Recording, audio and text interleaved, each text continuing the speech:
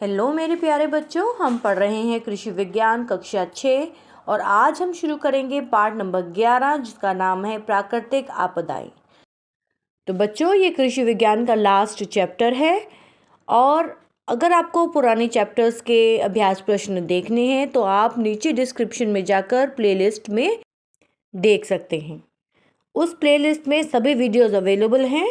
चलिए आज हम शुरू करते हैं अपना वीडियो अभ्यास प्रश्न से। पहला प्रश्न है, सही उत्तर पर सही का निशान लगाएं। फर्स्ट पार्ट है, पाला किस मौसम में पड़ता है? क सर्दी, ख गर्मी, ग बरसात या घ उपरोक्त तीनों में। तो बच्चों, हम सभी जानते हैं कि पाला सर्दी के मौसम में पड़ता है। क विकल्प हमारा सही है। नेक्स्ट है सेकंड पार्ट, ओलावृष्टि का अर्थ है? क अत्यधिक वर्षा, ख बर्फ का गिरना, ग बर्फ के छोटे छोटे टुकड़ों का आसमान से गिरना या घ पाला पड़ना। तो बच्चों, ओलावृष्टि का अर्थ होता है बर्फ के छोटे छोटे टुकड़ों का आसमान से गिरना। ग विकल्प सही है। थर्ड पार्ट है, लू चलती है?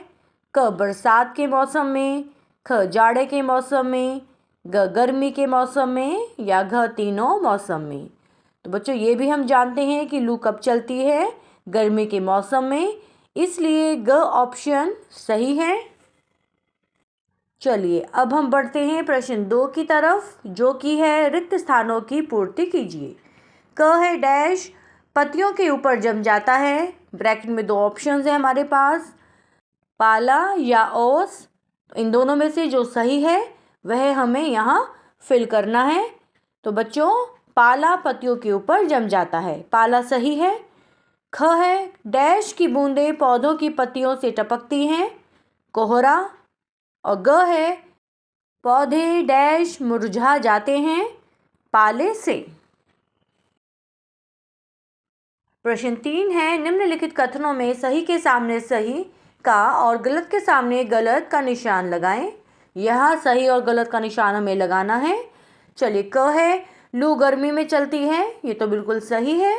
ख वर्षा ऋतु में पाला तथा कोहरा पड़ता है, ये गलत है। ग शरद ऋतु में लू अधिक चलती है, ये भी गलत है। और घ है कोहरा पौधे के लिए लाभदायक होता है, ये गलत है। चलिए अब आते हैं प्रश्न उत्तर की तरफ। प्रश्न नंबर 4 है, इसी का क पाठ है, प्राकृतिक आपदा किसे कहते हैं? आंसर देखेंगे इसका। प्राकृतिक आपदा की परिभाषा क्या होती है? ऐसी कोई भी प्राकृतिक घटना जिससे हमारी फसलों और जीव जंतुओं का जीवन अस्त व्यस्त हो जाता है, प्राकृतिक आपदा कहलाता है।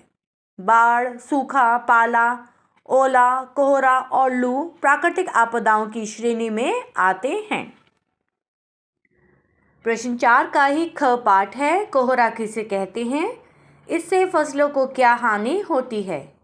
उत्तर है, पानी की बूंदें वातावरण में धूल व धुएं के कणों के साथ मिलकर धरातल के कुछ ऊपर बादल का रूप ले लेती हैं, इसे कोहरा कहते हैं।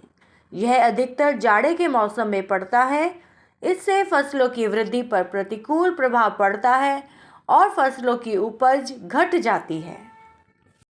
ग पाठ है, पाला किसे कहते हैं? आंसर देखेंगे। जल वाष्प का पौधों तथा अन्य पदार्थों के ऊपर सीधे बर्फ के रूप में जमने को पाला या तुषार कहते हैं। घ है, लू से पौधों को क्या हानि होती है? चलिए लू से पौधों को हानि देखेंगे। लू चलने से कोमल पौधों व पेड़ों की पत्तियां सूख जाती हैं। अण है, ओला गिरने से फसलों के किन भागों को हानि होती है? उत्तर है, ओला गिरने से फसलों के कोमल भाग तथा पत्तियां टूट जाती हैं या फट जाती हैं, दाने बिखर जाते हैं। अब है प्रश्न नंबर 5। प्रश्न 5 का क पाठ है, पाला पड़ने के पूर्व वातावरण में कौन कौन से परिवर्तन होते हैं? चलिए आंसर देखेंगे। पाला पड़ने के लक्षण क्या हैं? नंबर 1, आकाश का स्वच्छ होना। नंबर 2, रात का तापमान बहुत कम हो जाए, भूमि के निकट का तापमान 0 से भी कम हो जाए।